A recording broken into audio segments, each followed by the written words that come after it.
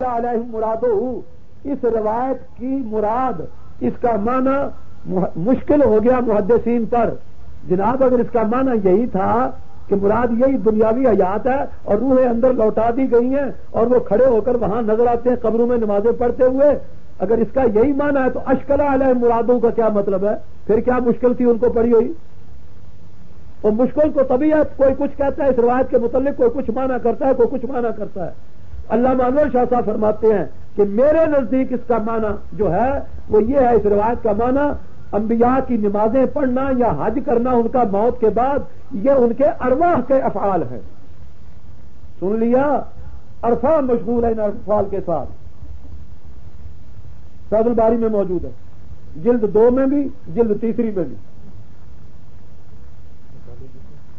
فیوض الحرمین حضرت شاہ ولی اللہ رحمۃ اللہ علیہ،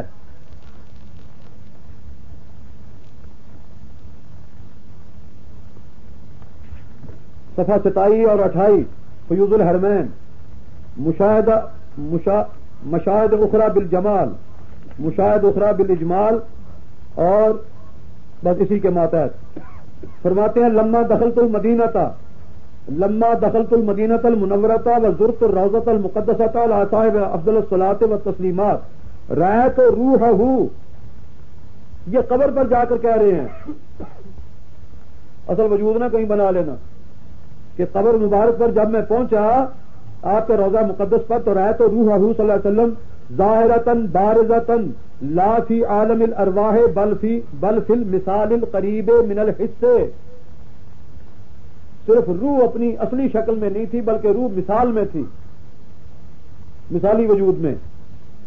فادرکت ان العوام انما یذکرون حضور النبی صلی اللہ علیہ وسلم فی الصلوات وامامتہ بالناس فیہا وامثال ذلک من ھذہ الدقیقۃ، اور وہ جو مدینہ طیبہ کے عوام میں ایک بات تھی کہ نبی پاک کبھی کبھی خود یہاں مسجد نبوی میں ظاہر نظر آ جاتے ہیں، وہ بھی یہی دقیقہ ہے۔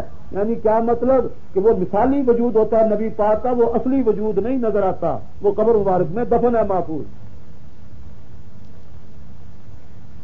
اسی کو بیان فرماتے آگے فرماتے ہیں صلاۃ اور حج کا کیا مفہوم ہے؟ فرماتے ہیں میں نے بہت کوشش کی مراقبے کر کے، میں نے بہت کوشش کی کہ کسی طرح نبی پاک کی جو روح مبارک ہے اس روح کی اصلی شکل دیکھوں، وہ کسی دوسری شکل میں نظر نہ آئے۔ یہ وجود ہے نا، مثالی وجود کس شکل میں ہوتا ہے؟ مثالی وجود کی کون سی شکل ہوتی ہے؟ اس وجود عنصری کی، جو وجود عنصری کی شکل ہے، اس وجود خاکی کی جو شکل ہے، مثالی وجود کی اس نسمے کی بھی وہی شکل ہوتی ہے قریباً، عام طور پر کبھی کبھی دوسری شکل بھی ہو جاتی ہے، لیکن عام طور پر اس نسمے کی مثالی وجود کی شکل اسی وجود عنصری کے مشابہ ہوتی ہے۔ تو روح جب بھی نظر آتی تھی اس مثالی وجود میں، یعنی اس شکل میں جو خاکی وجود کی شکل ہے، مثالی وہی شکل ہوتی تھی، اس شکل میں تو نظر آ جاتی تھی روح مبارک، لیکن روح کی اپنی کیا شکل ہے، کیا حالت ہے، وہ نہیں مجھے نظر آئی۔ میں نے بڑے مراقبے کیے، آخر مجھے یہ معلوم کرایا گیا، کیا معلوم کرایا گیا یہ سن لو۔ ورایت صلی اللہ علیہ وسلم فی اکثر الامور تبدہ لی صورت الکریمۃ التی کانا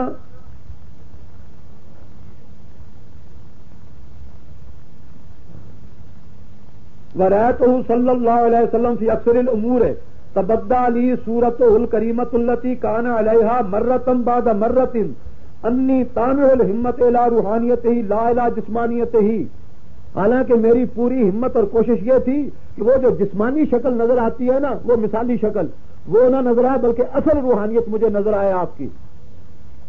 تو کیا ہوا پھر؟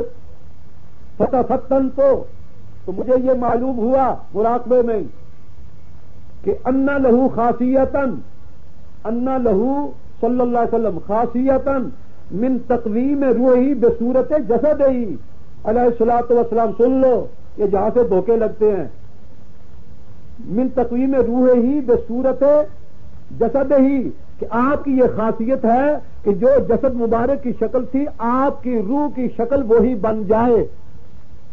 جسد والی شکل وہ جسد نہیں ہوتا روح ہے، صرف کیا ہوتا ہے من تقویم روح ہی بصورت جسد ہی، علیہ الصلوۃ والسلام وَأَنَّهُ الَّذِي أَشَارَ إِلَيْهِ بِقَوْلِهِ، یہی ہے وہ حقیقت جس کی طرف نبی پاک نے اپنے قول سے اشارہ فرمایا. کون سا قول؟ کہ ان الانبیاء لا يموتون وانهم يصلون ويحجون في قبورهم وانهم احیاء الى غیر ذلك. یہ جو نبی پاک کی مختلف حدیثیں فرمان ہیں آپ کے کہ انبیاء جو ہیں وہ احیاء ہیں اپنی قبروں میں، انبیاء نمازیں پڑھتے ہیں، انبیاء حج کرتے ہیں. فرماتے ہیں یہی حقیقت ہے اس کی کہ ان کی روحیں مثالی وجود میں وہ سب کچھ کرتی ہیں. حج بھی لبیک اللہم لبیک. وہ موسیٰ علیہ السلام جو نبی پاک نے خود دیکھا، یونس علیہ السلام، عیسیٰ علیہ السلام، یہ سارا کچھ مثالی وجود کرتا ہے، وہ اصل وجود جس میں خاکی نہیں ہوتا. انور صاحب کا بھی وہ اور یہ بھی. اور کمال ہے پھر ہمارے مہربانوں کا، اپنے رسالے اور کتابوں میں جب ان کی عبارتیں نقل کرتے ہیں ایسا گول گول مفہوم کر جاتے ہیں کہ پڑھنے والے کی فہم سے بھی اوپر چلا جائے، اور الٹا الٹا اپنی تاریخ بکف چراغ دار. کیونکہ ہمارا نزاعی اختلاف نہیں ہے، انہوں نے تو نزاعی اختلاف بنا رکھا ہے. ہمارا نزاعی اور مخالفانہ اور معاندانہ اختلاف نہیں ہے، ہمارا تو ایک علمی اختلاف ہے اور فروعی اختلاف. صرف اصل حقیقت کے لیے آپ کے سامنے میں نے اتنا کچھ جو کچھ بیان کیا ہے کل بھی اور آج بھی، وہ اس لیے کچھ لکھوا دیا ہے اور کچھ حوالے دے دیجیے ہیں، کتابیں خرید لینا اور پڑھ لینا. نزاع ان کے ساتھ خدا کے لیے آپ نہ رکھیں بلکہ سب کا احترام کریں.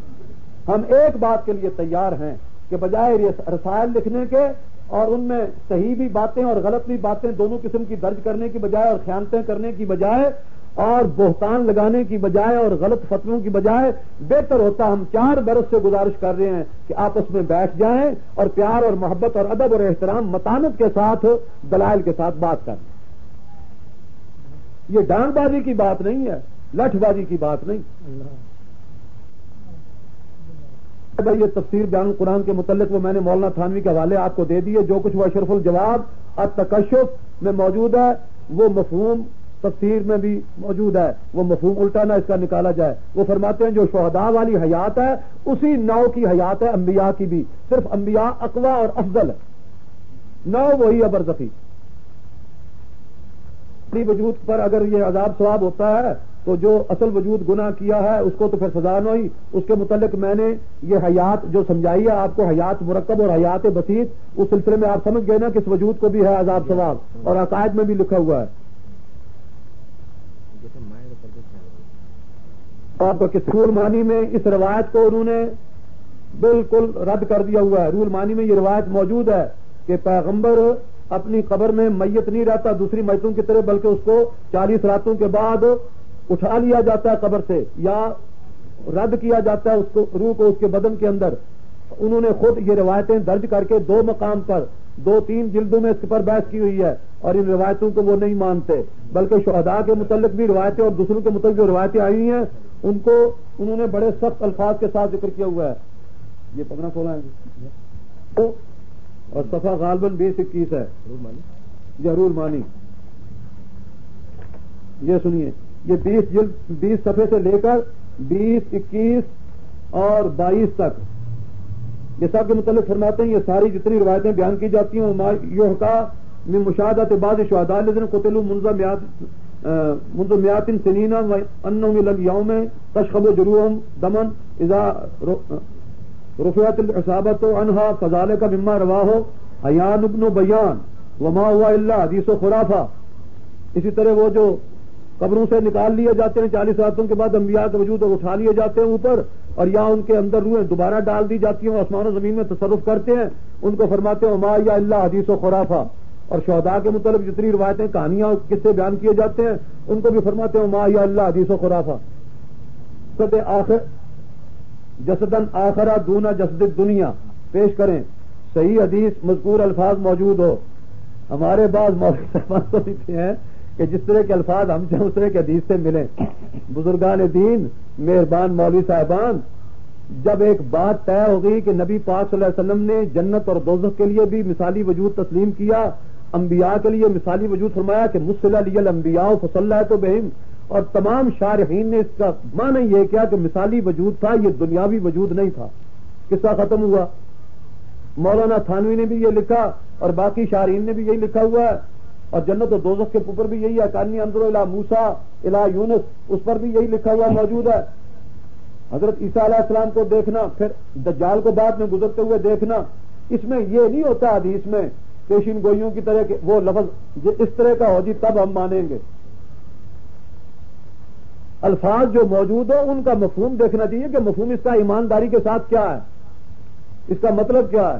یہ نہیں کہ ہمارے جسم کے الفاظ جیسے ہم الفاظ کے اس طرح کے نبی پاک کے ہوں تو تب ہم مانیں گے، ورنہ نہیں ماننے کے۔ لن نؤمن لک حتی نری اللہ جہرۃ۔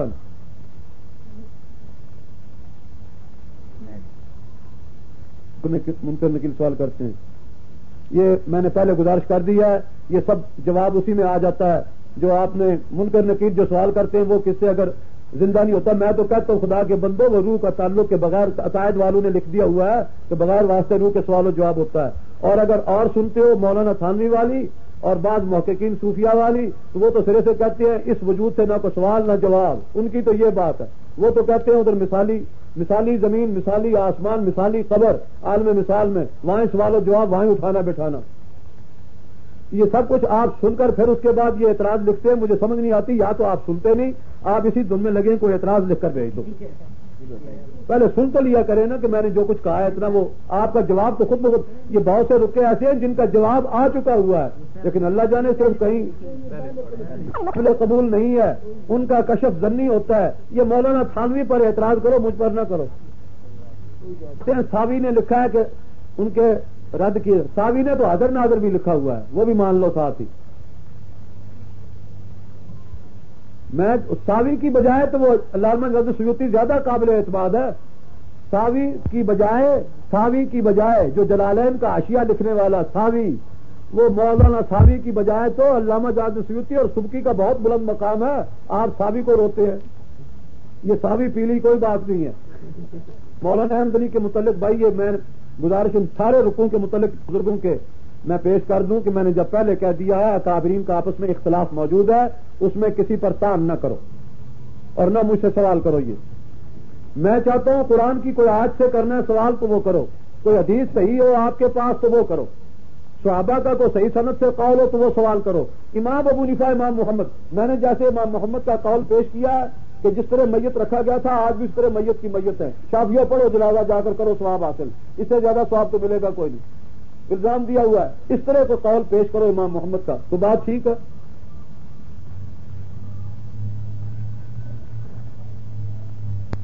قاسم کے متعلق جو لکھا وہ میں نے سمجھا بھی دیا اور مولانا قاسم کی عبارت بھی پڑھ کر سنا دی ہے۔ اصل جنہ یہ بھی سمجھا چکا ہوں۔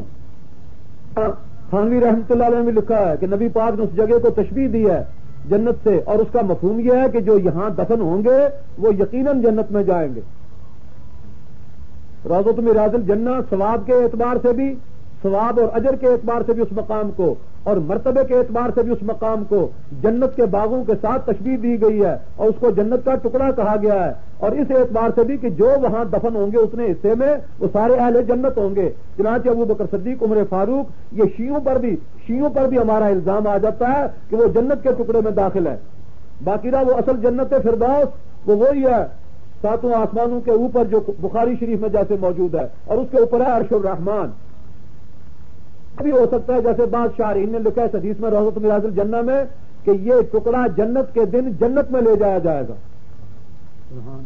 یہ ٹکڑا بین ہی قیامت کے دن جنت میں رکھا جائے گا، اس لیے بھی روضۃ من ریاض الجنہ فرمایا۔ لہذا اس میں جو دفن ہو وہ جنتی ہے، اس کو جو بکواس کرتا ہے وہ جہنمی ہے۔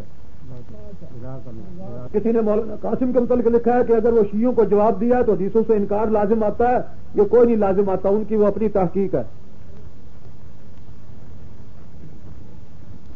قاسم پر کوئی اعتراض نہیں۔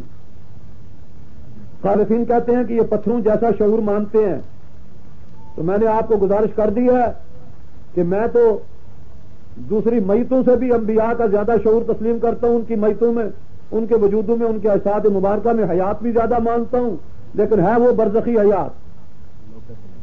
لوگ جو مرضی ہم پر بہتان لگاتے ہیں، لوگوں کا کیا علاج ہے؟ کسی صاحب نے کہ حیات برزخی ہے جسد انصری کے ساتھ، اور وہ صرف روحانی نہیں بلکہ جسد میں جسمانی حیات ہے. وہ میں نے گزارش کر چکا ہوں, میں تو خود جسم کی حیات کا قائل ہوں. بھائی میں تو جن کو جلا کر راکھ کر دیتے ہیں, میں تو ہر راکھ کے ذرے کی حیات کا قائل ہوں کہ جہاں کہ وجود مبارک صحیح محفوظ ہو, اس کو تو ان سے بہت زیادہ حیات مانتا ہوں. صلاۃ والسلام کے متعلق کسی نے سوال کیا ہے کہ روضہ اقدس کے پاس جو روایتیں ہیں سننے سنانے کی, وہ تو میں نے عرض کر دیا ہے کہ ان کے راویوں پر تو محدثین نے جو جرح کی ہوئی ہے, جتنی سندوں کے ساتھ وہ روایتیں آتی ہیں. تو باقی رہا ہے کیا سنتے ہیں یا نہیں, خرق عادت کے طور, وہ جو میں نے پہلی بات کی تھی کہ حیات برزخی میں خرق عادت ضرور ہے. خرق عادت کے طور ان کا کلام ہم سن سکتے ہیں, ہمارا کلام وہ سن سکتے ہیں. خرق عادت کے طور تو قبر مبارک کے پاس سننے سنانے کا سلسلہ ہو سکتا ہے, معجزے کے طور, خرق عادت کے طور.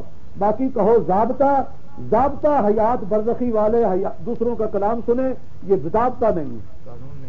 قبروں والے سن لیں, یہ ضابطہ نہیں ہے. استثناء کا درجہ خرق عادت کے طور ہو سکتا ہے. الضابطہ تو عند الحنفیۃ عدم السماع ہے, والمستثنیات فی هذا الباب کثیرۃ.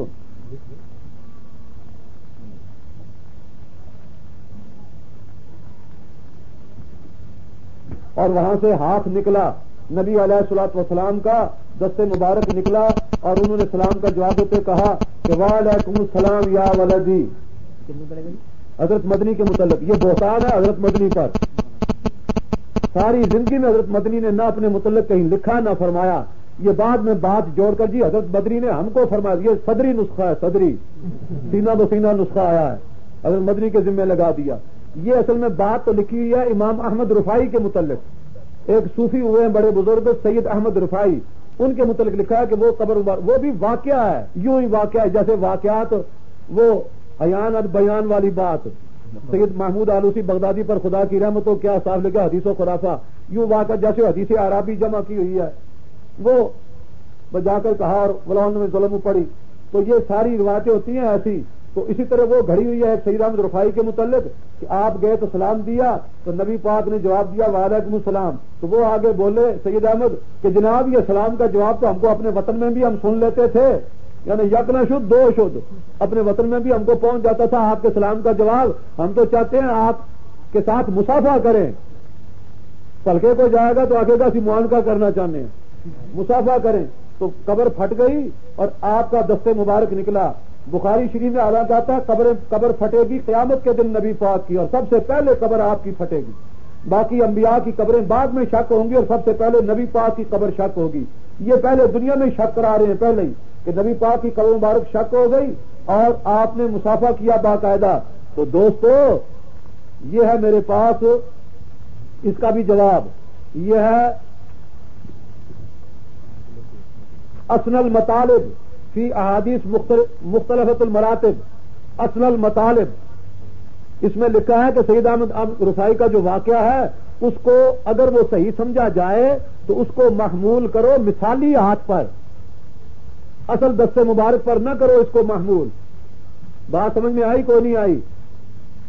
اول تو واقعہ وہ کوئی نہیں, اگر ہے تو جیسے مثالی وجود کی زیارت, جیسے شاہ صاحب نے لکھا ہے کہ میں وہاں مدینہ طیبہ میں گیا تو سارے کے سارے وجود صرف ہاتھ تو درکنار سارے وجود مبارک کی قبر مبارک پر زیارت ہوئی مجھے, اور وہ مثالی زیارت ہے.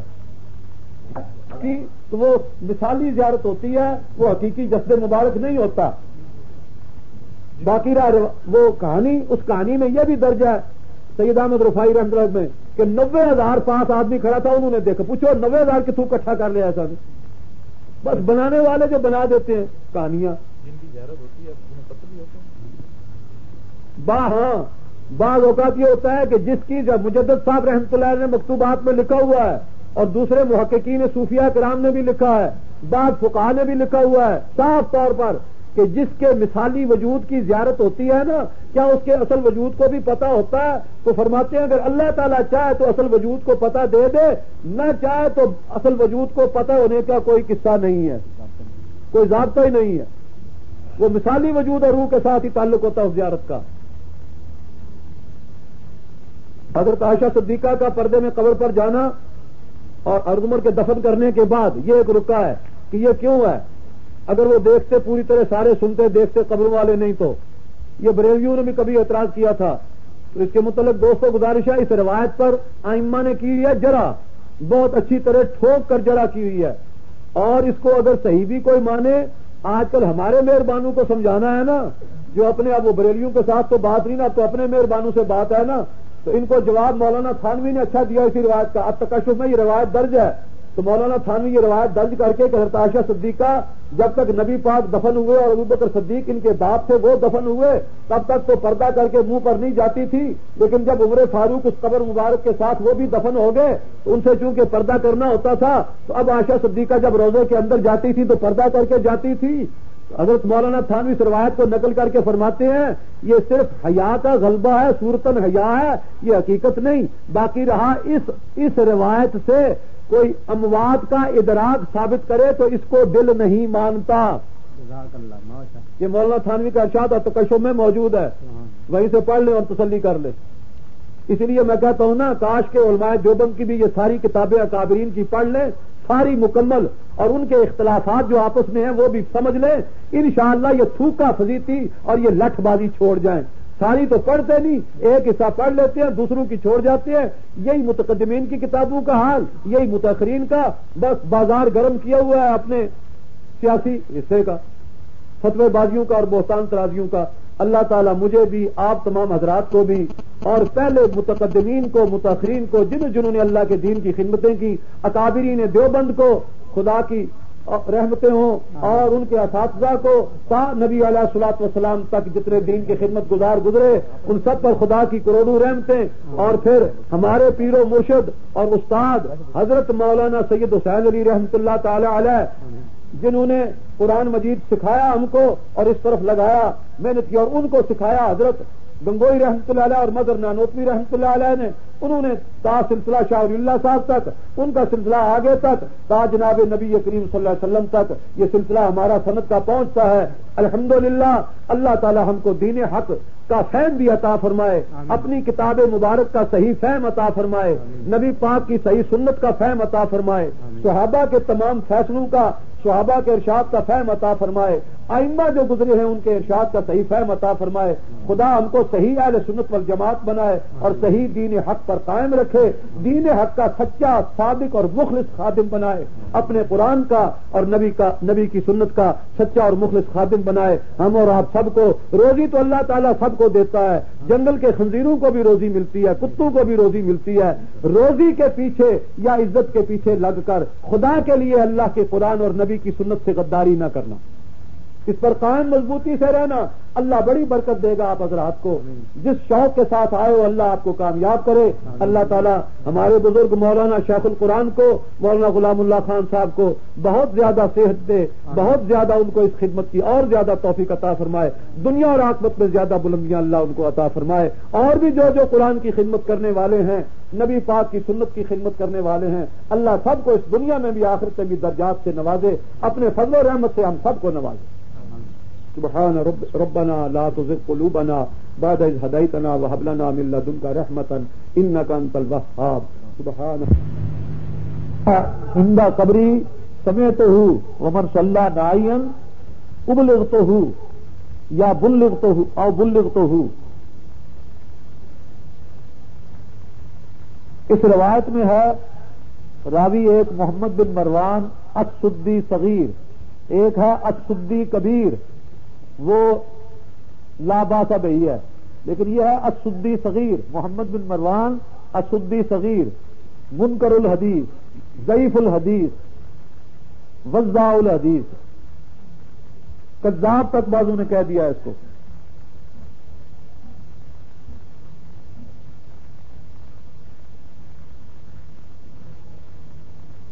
ایک روایت کا تو یہ حال، ایک سند کا تو یہ حال ہے، اس کی دوسری سند، تیسری سند ہمارے پاکستان میں کوئی نہیں ملتی کسی کو۔ یہ دو ہی سندیں ہیں اس حدیث کی، اس مفہوم کے لیے دو ہی سندیں ہیں۔ ایک سند تو یہ جس میں یہ محمد بن مروان سدی صغیر راوی، جس کو کذاب تک بعض ائمہ نے فرما دیا۔ دوسری سند، اس پر ذرا غور زیادہ کرنا ہے۔ دوسری سند ہے کتاب ابی شیخ میں، کتاب ابی شیخ، ابو شیخ نے اپنے ہی تک یہ سند پہنچائی ہے۔ کس طرح ابو شیخ کے شیخ ہیں آگے لکھیے ان عبد الرحمن بن احمد، عبد الرحمن بن احمد العارج، العارج الف عین عارج، لنگڑا جس کا ترجمہ ہے وہ لنگڑے تھے، یعنی وہ تو اللہ جانے، یہ صفت ہے ان کی. جی عبد الرحمن بن احمد العارج ہو جائے گا نا، عبد الرحمن بن احمد العارج صفت ہو جائے گی نا، یہ مجہول.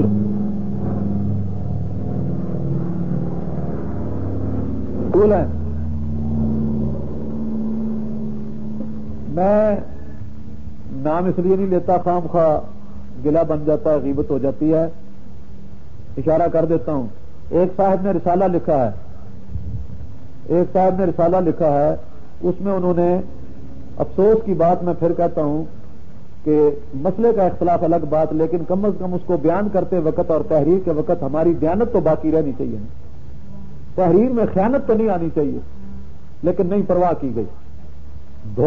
خام خواہ لوگوں کو، خاص کر علماء کی جماعت کو اور طلبہ کو مغالطے میں پھنسانے کے لیے، دھوکے کے لیے لکھ دیا ہے کہ جی عبد الرحمن بن احمد العارج، اس مجہول راوی کی جہالت کو رفع ہو گئی ہے. 2 ثقہ راویوں نے اس سے آگے روایت کی ہوئی ہے. 2 ثقہ راوی جب کسی مجہول سے روایت کریں، 2 ثقہ راوی جب کسی مجہول راوی سے روایت کریں تو اس کی جہالت مرتفع ہو جاتی ہے، وہ مجہول نہیں رہتا. 2 ثقہ مغالطہ لگے. پوری تفصیل کے ساتھ بحث اس میں یوں ہے کہ جو مجہول راوی ہو، جہالت ہے 2 قسم کی، جہالت ذات، جہالت العین جس کو کہتے ہیں. ایک ہے جہالت العین، اس کی ذات کے متعلق جہالت. میں کہہ رہا ہوں اس کی طرف بھی خیال رکھیں، صرف رک ہوتی ہے. مجہول راوی میں جہالت 2 قسم، ایک جہالت العین اور دوسرے جہالت الوصف جس کو جہالت الحال بھی کہتے ہیں. ایک جہالت وصف کی اور حال کی، اور دوسری جہالت عین کی. کسی سے اگر 2 یا 4 ثقہ راوی، بعضوں نے شرط رکھی ہے، سنیے اب، بعضوں نے شرط رکھی ہے، بعض ائمہ نے شرط رکھی ہے ارتفاع جہالت کے لیے کہ جس سے 4 راوی ثقہ، بعضوں نے 2 کی شرط رکھی ہے، بعضوں نے 4 کی شرط رکھی ہے کہ 2 راوی یا 4 راوی ثقہ، کم از کم 2 راوی ثقہ جس سے روایت کریں اس کی جہالت عین رفع ہوگی. جہالت عین تو مرتفع ہوگی، باقی رہا جہالت حال، جہالت وصف جس کو کہتے ہیں، وہ بھی مرتفع ہوگی. وہ نہیں، وہ تب مرتفع ہوگی جب تک کوئی امام اس کی توثیق نہ کر دے. بات سمجھے جی؟ کوئی امام اس مجہول راوی کی توثیق کرے تب جہالت حال، جہالت وصف تب مرتفع ہوگی. اور جب تک جہالت حال، جہالت وصف باقی رہے تب تک اس کی روایت قابل استناد نہیں ہوگی. صرف جہالت عین مرتفع ہو جانے سے روایت صحیح نہیں ہو سکتی، روایت مجہول رہے گی جب تک کہ جہالت عین اور جہالت وصف و حال رفع نہ ہو جائے. بات سمجھ میں آئی جی؟ اصول حدیث کی بات جو مفصل موجود ہوتی ہے اس کو گول مول کر کے اور قطع برید کر کے کتاب میں درج کر دیا ہے علامہ صاحب نے. آگے لوگ پڑھیں اور اندھے بنیں اور سمجھیں کہ یہ روایت صحیح ہو گئی ہے. یہ عبد الرحمن بن احمد العارج والی، یہ ہے مجہول راوی. ابھی شیخ نے روایت کس سے کی؟ عبد الرحمن بن احمد العارج سے. اور عبد الرحمن احمد کس سے کرتا ہے؟ حسن بن صبا سے. حسن بن صبا کرتا ہے ابو معاویہ سے، اور ابو معاویہ کرتا ہے اعمش سے، اعمش کرتا ہے ابو صالح سے، اور ابو صالح کرتے ہیں ابو ہریرہ سے. ہاں جی، اس کے آگے سلیمان بن مہران اعمش جو ہیں یہ روایت کرتے ہیں ابو صالح سے، اور ابو صالح حضرت ابی ہریرہ سے. یہ جو پہلی بات میں نے بتائی نا، پہلی سند میں جو محمد بن مروان سدی صغیر کذاب ہے، اس کو تو یہ بھی ہاتھ نہیں لگاتے، پہلے پیش کیا کرتے تھے اس کو. اب الحمدللہ اس کو تو چھوڑ گئے ہیں. اب یہ دوسرا ہاتھ ڈالا ہوا ہے، ایک دوسرا بھی سہارا ایک مل گیا ہے. اس میں الفاظ آگے یوں ہیں، من صلی عند قبری سمیت ہو ومن صلی نائین اولم تو ہو، بجائے ابلغ تو ہو کے یا بلغ تو ہو کے اولم تو ہو. بہرحال چلو کچھ بھی ہو. تو اس میں راوی سن لیجیے اب، عبد الرحمن بن احمد العارج یہ مجہول، جس کے متعلق ان میں لکھا ہے کہ 2 ثقہ راویوں نے اس سے روایت کے لہذا جہالت مرتفع ہو گئی. بات ہے کہ روایت صحیح ہوئی.